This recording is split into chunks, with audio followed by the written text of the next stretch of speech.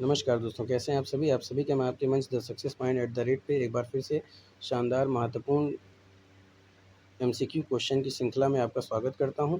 जैसा कि आपको पता है कि हमारा विश्व के भूगोल पर अध्ययन चल रहा है। विश्व के भूगोल के अंतर्गत हम लोगों ने काफ़ी टॉपिक पे डिस्कशन किया है, काफ़ी डीपली उसका अध्ययन किया है। पहला हम लोग ने देखा कि ब्रह्मांड की उत्पत्ति कैसे होती है और फिर उससे संबंधित हम लोग ने एमसीक्यू क्वेश्चन देखे। उसके बाद हम लोग देखा कि जो सौरमंडल होता है उससे संबंधित हमने ब्रीफ में डिस्कशन किया, फिर उससे संबंधित हम लोग ने एमसीक्यू क्वेश्चन देखे। फिर हम लोग ने देखा कि पृथ्वी की जो आंतरिक संरचना होती है वो कैसे होती है। उसके बाद आज हम लोग डिस्कशन करेंगे पृथ्वी की आंतरिक संरचना से संबंधित जो महत्वपूर्ण प्रश्न बन सकते हैं या जो महत्वपूर्ण प्रश्न आपके एग्ज़ाम टॉपर व्यू से काफ़ी इंपॉर्टेंट हैं, जो कि आ चुके हैं।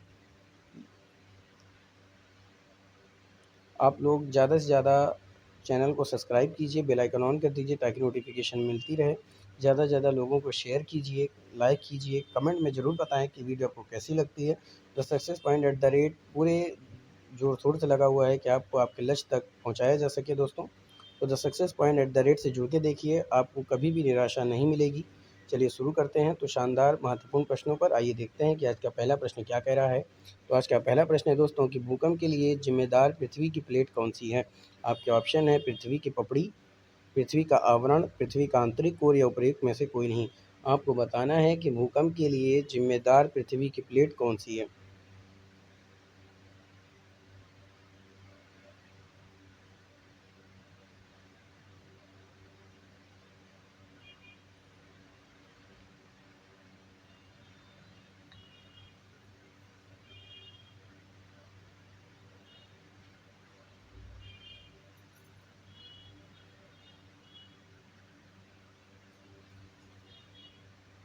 तो दोस्तों भूकंप के लिए जिम्मेदार पृथ्वी की प्लेट जो है वो है पृथ्वी की पपड़ी।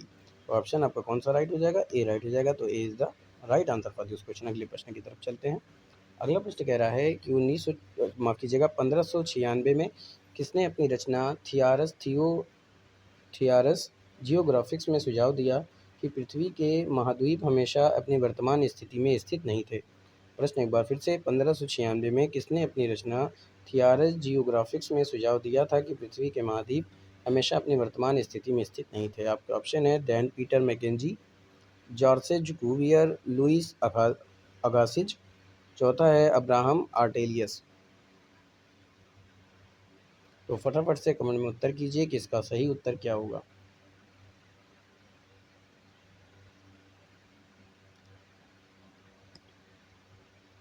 तो दोस्तों 1596 में जिसने अपनी रचना जियारत जियोग्राफिक्स में सुझाव दिया कि पृथ्वी के महाद्वीप हमेशा अपनी वर्तमान स्थिति में स्थित नहीं थे, तो ये थे अब्राहम आर्टेलियस। तो ऑप्शन आपका डी राइट हो जाएगा। तो D is the right answer for this question.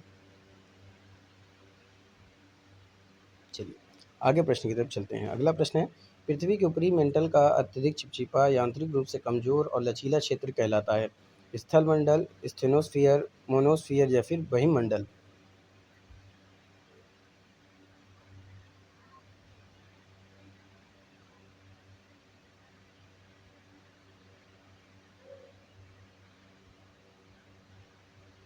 पृथ्वी के ऊपरी मेंटल का अत्यधिक चिपचिपा यांत्रिक रूप से कमजोर और लचीला क्षेत्र क्या कहलाता है? तो ये कहलाता है स्टेनोस्फियर। तो आपका ऑप्शन कौन सा हो जाएगा? बी राइट हो जाएगा। B is the right answer for this question. अगले प्रश्न की तरफ चलते हैं। अगला प्रश्न कह रहा है प्यारे दोस्तों कि निम्नलिखित में से कौन सी प्रमुख प्लेट है। प्रश्न क्या है कि निम्नलिखित में से कौन सी प्रमुख प्लेट है। तो दोस्तों ये इंपॉर्टेंट हो सकता है। अगला पहला ऑप्शन क्या है कि कोकोस प्लेट, दूसरा है अंटार्कटिक प्लेट, तीसरा है कैरोलिन प्लेट या इनमें से कोई नहीं।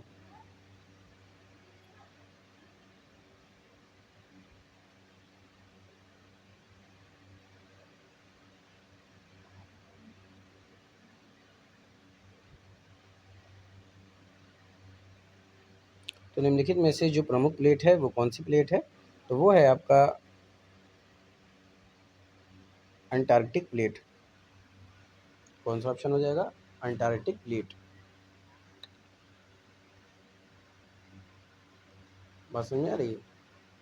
कौन सा हो जाएगा? Antarctic plate. Option B right हो जाएगा। तो B is the right answer for this question.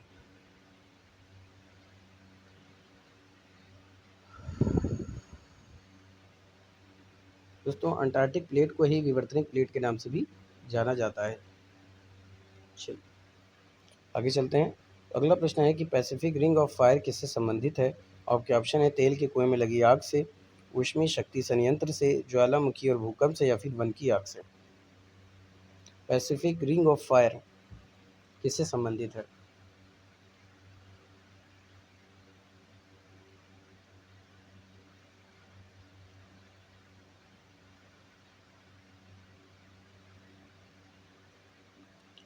तो क्या है दोस्तों, पैसिफिक रिंग ऑफ फायर की बात करें तो पैसिफिक रिंग ऑफ फायर किससे संबंधित है? तो ये ज्वालामुखी और भूकंप से संबंधित है। तो ऑप्शन आपका सी राइट हो जाएगा। तो C is the right answer for this question. तो दोस्तों द रिंग ऑफ फायर की अगर हम बात करते हैं तो प्रशांत महासागर के बेसिन में स्थित एक क्षेत्र है। यहाँ बड़ी संख्या में भूकंप और ज्वालामुखी विस्फोट होते हैं।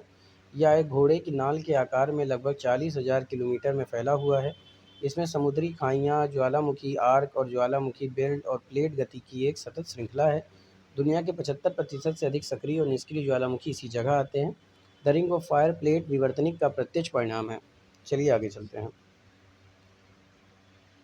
अगला प्रश्न पूछ रहा है कि निम्नलिखित में से कौन ज्वालामुखी के सबसे ज़्यादा विस्फोट प्रकार का उदाहरण है? प्रश्न क्या है कि निम्नलिखित में से कौन सा ज्वालामुखी का सबसे ज़्यादा विस्फोट प्रकार का उदाहरण है? सील्ड ज्वालामुखी, बेसाल्ट प्रवाह ज्वालामुखी, ज्वालामुखी कुंड, या सिंडर शंकु ज्वालामुखी।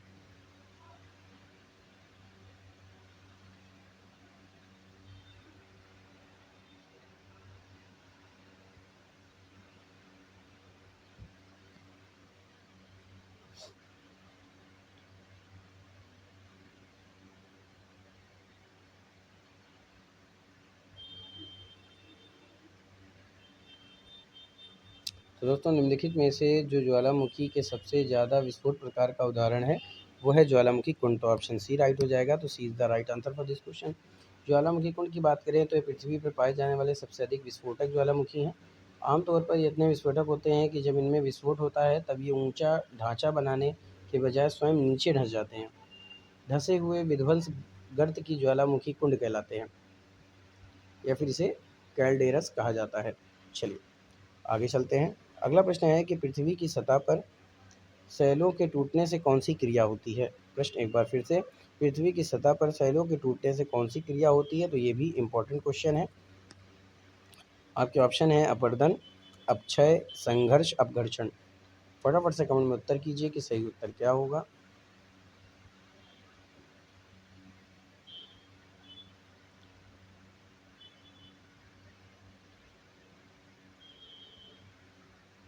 तो पृथ्वी की सतह पर सेलों के टूटने से जो क्रिया होती है उसे कहते हैं अपक्षय।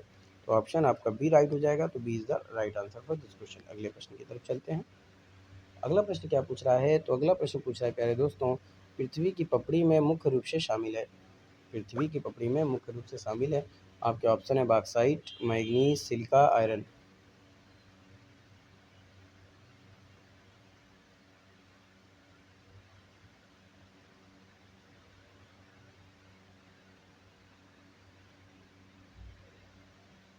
दोस्तों पृथ्वी की पपड़ी में मुख्य रूप से सिलिका पाया जाता है। तो सिलिका कौन से ऑप्शन पे सी पे दे रहा है? तो C is the right answer for this question. अगले प्रश्न की तरफ बढ़ते हैं। अगला प्रश्न कह रहा है कि मोहोसिविक असात्य असातत्य असातत्य अलग करती है मेंटल तथा स्ट्रेटोस्फियर को, ऊपरी मेंटल तथा निचली परपटी को, आंतरिक ठोस क्रोड तथा बाह्य द्रव क्रोड को, या फिर कोद तथा मेंटल को।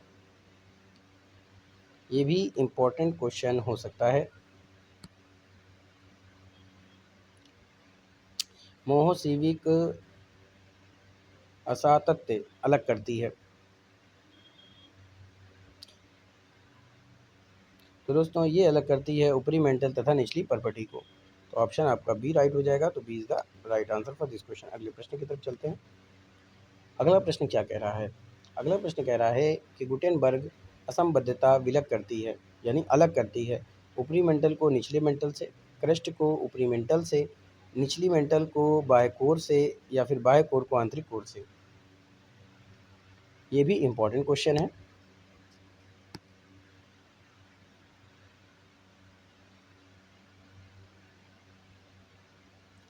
अगर अभी तक आप the success mind at the rate से नहीं जुड़े हैं तो the success mind at the rate से जुड़ जाइए, जो आपको ऐसे क्वेश्चन प्रोवाइड कराता है जो आपके लक्ष्यों तक आपको पहुंचाएगा। तो गुटेनबर्ग असंबद्धता विलय करती है।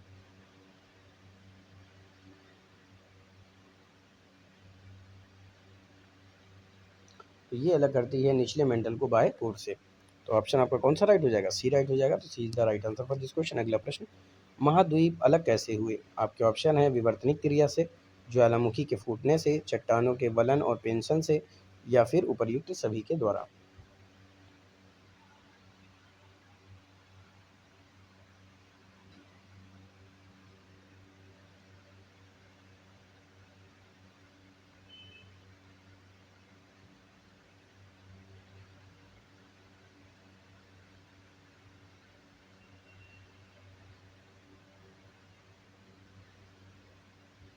तो महाद्वीप कैसे लगे? तो ये विवर्तनिक क्रिया के द्वारा अलग हुए हैं। तो ऑप्शन ए राइट हो जाएगा। तो A is the right answer for this question. अगले प्रश्न की तरफ चलते हैं। अगला प्रश्न कह रहा है कि पृथ्वी की त्रिज्या लगभग कितनी है? 6,371 किलोमीटर, 6,378 किलोमीटर, 6400 किलोमीटर, या फिर 6350 किलोमीटर, यानी कि 6350 किलोमीटर।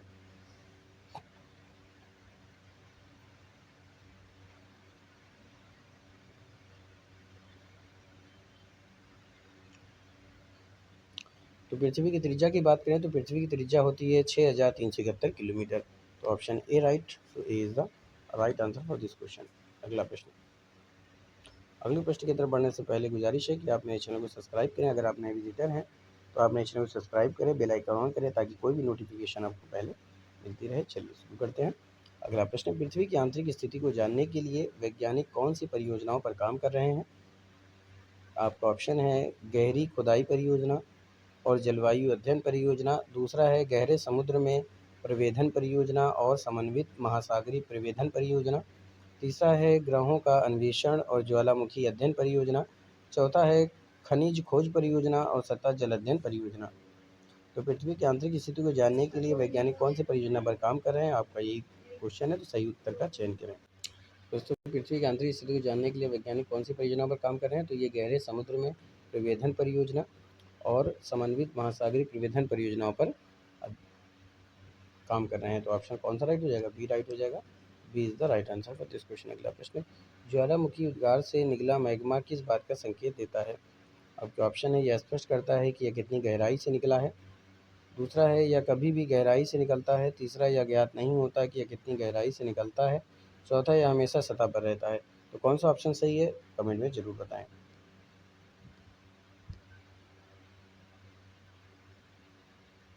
अगर आप और प्रश्नों को देखना चाहते हैं तो आप मेरे प्लेलिस्ट में जा कर के ज्योग्राफी प्लेलिस्ट में भी देख सकते हैं, और आप वर्ल्ड जियोग्राफी प्लेलिस्ट में भी जा कर के और प्रश्नों को देख सकते हैं। तो इसका सही उत्तर क्या होगा कि ज्वालामुखी उद्गार से निकला मैग्मा किस बात का संकेत देता है? तो यह ज्ञात नहीं होता कि यह कितनी गहराई से निकलता है। तो ऑप्शन आपका कौन सा राइट हो जाना चाहिए? सी राइट हो जाएगा। C is the right answer for this question. अगला प्रश्न, अगला प्रश्न कह रहा है कि गुरुत्व विसंगति यानी कि ग्रेविटी एनॉमली हमें किस बारे में जानकारी देती है? आपके ऑप्शन है पृथ्वी की बाहरी संरचना, दूसरा है भूपर्पटी में पदार्थ के द्रव्यमान का वितरण, तीसरा समुद्र के स्तर का परिवर्तन, चौथा है वायुमंडल दबाव। तो गुरुत्व विसंगति हमें किस बारे में जानकारी देती है? इसका सही उत्तर क्या होगा? कमेंट में उत्तर करें। तो गुरुत्व विसंगति जिस बारे में जानकारी देती है तो वह है भूपर्पटी में पदार्थ के द्रव्यमान का वितरण। तो ऑप्शन बी राइट हो जाएगा। तो B is the right answer for this question. अगले प्रश्न की तरफ चलते हैं। अगला प्रश्न कह रहा है कि धरातली तरंगें क्यों अधिक विनाशकारी मानी जाती हैं? क्या ऑप्शन है क्योंकि ये सबसे तेज होती हैं, क्योंकि ये हवा में फैलती हैं, तीसरा है क्योंकि ये सेल विस्थापित करती हैं और इमारतें गिरा सकती हैं, चौथा है क्योंकि ये केवल समुद्र में होती हैं।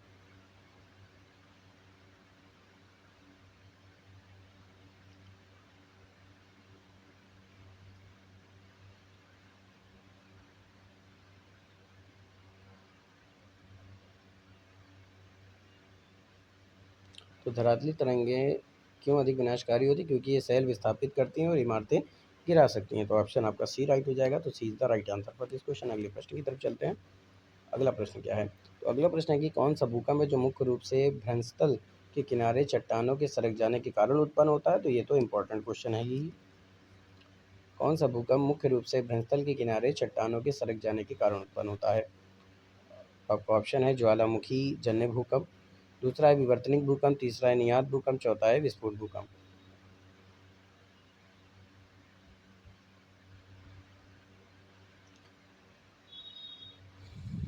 तो दोस्तों, अगर आप the success point at the rate पे आए हैं तो आप सही जगह आए हैं। आप इस पे जुड़ जाइए।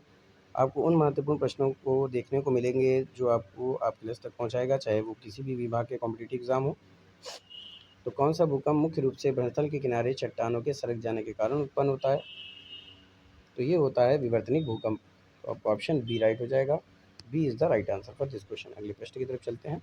अगला प्रश्न कह रहा है कि पृथ्वी की आंतरिक संरचना के संदर्भ में निम्नलिखित कथनों पर विचार कीजिए। पहला, पी तरंगे ध्वनि तरंगों तरंगों जैसी होती हैं। ये केवल ठोस पदार्थों से होकर गुजर सकती है। दूसरा है, महाद्वीपीय भूपर्पटी की औसत मोटाई 30 किलोमीटर होती है। तीसरा है, धरातली तरंगे भूकंप लेखी पर अंत में अभिलिखित होती है। इनमें से कौन सा कथन सही है, आपको ये बताना है।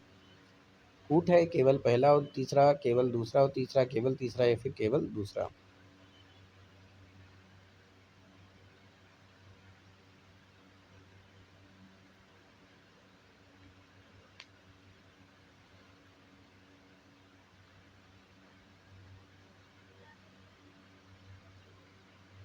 तो पृथ्वी की आंतरिक संरचना के संदर्भ में जो कथन सही है उस पर देखते हैं। तो पी तरंगे ध्वनि तरंगों जैसी होती हैं। ये केवल ठोस पदार्थों से गुजरे। जिन दोस्तों ये गलत हो जाएगा, क्योंकि जो पी तरंगे होती हैं वो ठोस, द्रव और गैस तीनों अवस्था में पाई जाती है, तो इसलिए यहाँ से ये गलत हो जाएगा। दूसरा है, महाद्वीपीय भूपर्पटी की औसत मोटाई 30 किलोमीटर होती है, सही है। तीसरा है, धरातली तरंगे भूकंप लेखी पर अंत में अभिलिखित होती हैं, ये भी सही है। तो कौन सा कूट सही होना है? दूसरा और तीसरा, दूसरा तीसरा कौन से कूट पे बी दे रहा है, तो बी कूट सही हो जाएगा। B is the right answer for this question. अगले प्रश्न की तरफ चलते हैं। अगला प्रश्न कह रहा है कि निम्नलिखित में से कौन भूगर्भ की जानकारी का प्रत्यक्ष साधन है? ऑप्शन है भूकंपी तरंगे, गुरुत्वाकर्षण, पृथ्वी का चुंबकत्व या फिर ज्वालामुखी। दोस्तों, ज्वालामुखी है, कहीं कहीं आपको ज्वालामुखी विस्फोट भी मिल सकता है।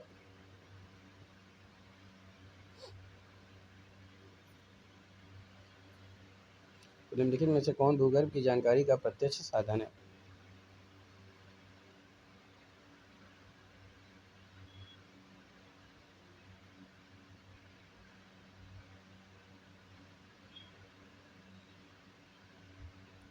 तो जो भूगर्भ की जानकारी का प्रत्यक्ष साधन है वो है ज्वालामुखी। तो ऑप्शन डी राइट हो जाएगा। तो D is the right answer for this question. अगले प्रश्न की तरफ चलते हैं। अगला प्रश्न कह रहा है कि दक्कन ट्रैप की शैल समूह किस प्रकार के ज्वालामुखी उद्गार का परिणाम है? दक्कन ट्रैप की शैल समूह किस प्रकार के ज्वालामुखी उद्गार का परिणाम है? आपके ऑप्शन है सील्ड, दूसरा मिश्र, तीसरा प्रवाह, चौथा कुंड। तो फटाफट से कमेंट में उत्तर कीजिए कि सही उत्तर क्या होगा।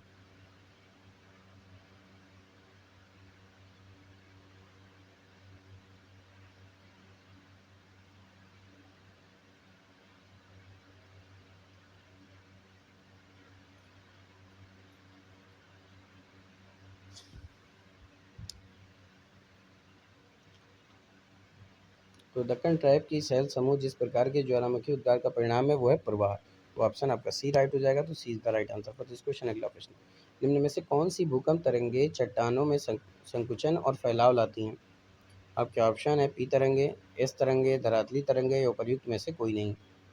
निम्न में से कौन सी भूकंप तरंगे चट्टानों में संकुचन और फैलाव लाती हैं?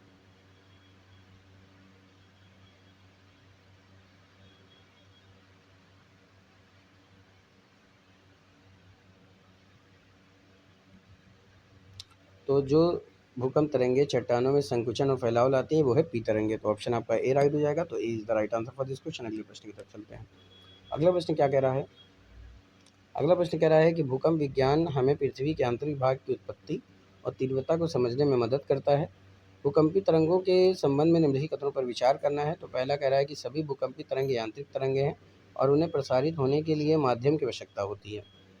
माध्यम में परिवर्तन के साथ उनका व्यवहार बदल जाता है। सही विकल्प चुनना है। तो केवल दूसरा, पहला और दूसरा उपयुक्त में से कोई नहीं। तो सही कथन कौन सा है?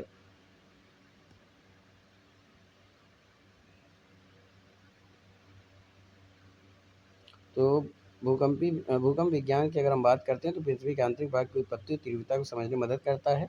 भूकंपीय तरंगों के संबंध में निम्नलिखित कथनों पर विचार करना है। तो पहला कथन है, सभी भूकंपीय तरंगे यांत्रिक तरंगे और उन्हें प्रसारित होने के लिए माध्यम की आवश्यकता है। बिल्कुल सही है।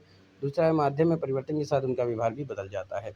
तो पहला दूसरा दोनों कथन सही है। तो सी कूट पे दे रहा है, तो C is the right answer for this question. अगले प्रश्न की तरफ चलते हैं। अगला प्रश्न कह रहा है दोस्तों, पृथ्वी की स्तरित संरचना के संबंध में निम्नलिखित कथनों पर विचार करें। पहला कह रहा है कि आंतरिक कोर पृथ्वी के आंतरिक भाग की सबसे सघन परत है। दूसरा है, महाद्वीपीय पर परपटी की तुलना में कम सघन है। सही कथन चुनना है, केवल पहला, केवल दूसरा, पहला दूसरा, ये उपरोक्त में से कोई नहीं।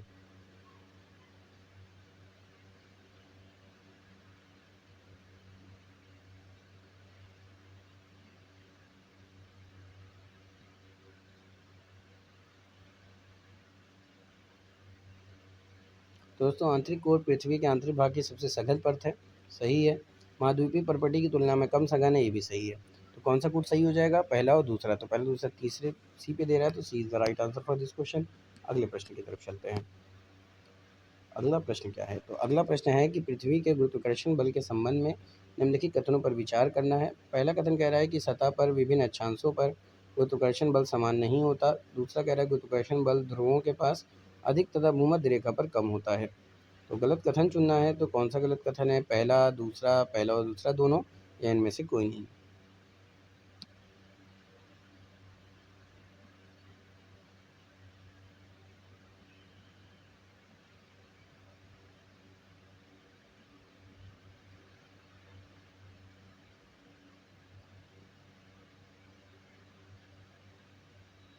दोस्तों, पृथ्वी गुरुत्वाकर्षण बल के संबंध में कौन सा कथन सही है, तो सतह पर पृथ्वी विभिन्न अक्षांशों पर गुरुत्वाकर्षण बल समान नहीं होता, तो ये सही है।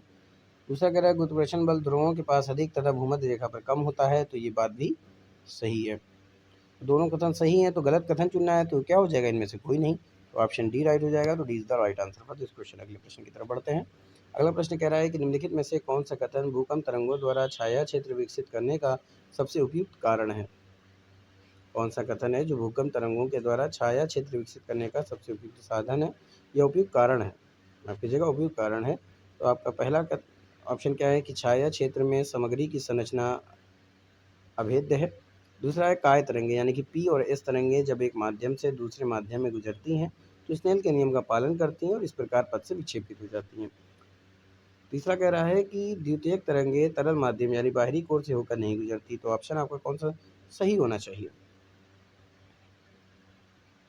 तो दोस्तों, अगर बात की जाए तो पी और एस तरंगे जब एक माध्यम से दूसरे माध्यम में गुजरती हैं तो स्नेल के नियम का पालन करती हैं और इस प्रकार पथ से विक्षेपित हो जाती हैं, तो ये सही है। दूसरा है, द्वितीयक तरंगे तरल माध्यम यानी बाहरी कोर से होकर नहीं गुजरती। तो ये दोनों कथन सही है। तो दोनों कथन कौन से ऑप्शन पे दे रहा है, डी पे दे रहा है, बी और सी दोनों। तो डी ऑप्शन राइट हो जाएगा। तो D is the right answer for this question. दोस्तों, ये था आज का शानदार महत्वपूर्ण प्रश्नों की श्रृंखला। उम्मीद करता हूँ कि आपको पसंद आया होगा। तो ज़्यादा से ज़्यादा शेयर करें, लाइक करें, कमेंट करें। वीडियो आपको कैसी लगती है ज़रूर बताएं। तो फिर मिलेंगे इसी जुनून के साथ नए प्रश्नों में। तब तक के लिए जय Hind, wish you all the best.